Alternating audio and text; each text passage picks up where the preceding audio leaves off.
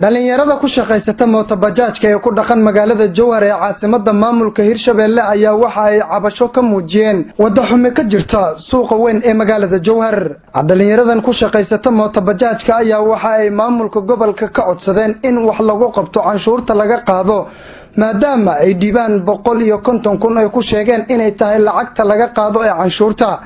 dhalinyaradan ayaa badankood waxa ay in lacagta laga qaado wax loogu qabto xilli roobaadka guga waxa adag isu socodka wadooyinka magaalada Jowhar waxaana la arkayay gawaari ku xaniban wadada suuqa weyn ee magaalada Jowhar. shaqo ka muuqato gaadiidkayni waa ku dhinteen aduu Ilaahay ku roon yahay xabad kuma dheefno bil walba Ilaahay keeno $6 lacag la baxna aduu Ilaahay ku roon yahay waxna uu qabtana malaha caasimadda Hirshabelle waa lagu leeyahay Hirshabelle haba baadaniyo wiligeed hadunto hana bismillah bajaajilay anahay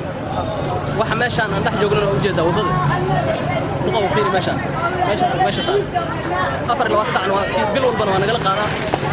cashuurta magaceeda maxaa sahay shatiga u yaqaaneen oo hadda naftirkeeda taa bisha waa naga rabaa wadadana saana naga haysto marka umad Ilaahay ka cabsanaysa Allah noo keen maamulka canshuur intee la eego idin ka qaada bishi 150 marka maxaad codsanaysaa maxaa 150 kiina in la idin kugu qabto ka codsanaysaa maamulka tabka waxa noo wala qabto hadaana noo wala qabanayn kanoo la nabadgeliyo waxayna noo dhaafo dhulkiyo burbursan iska joognay waxana qaad lacag dhan 150 kun waana hay'ad ma wala qabanay ma jiraan waxaanta amalaya lacag dhan 150 kun naga qaada maxaa codsan lahayd in la idin qabto maamulka waxa ka codsanaa in loo qabtaan lacagteena inay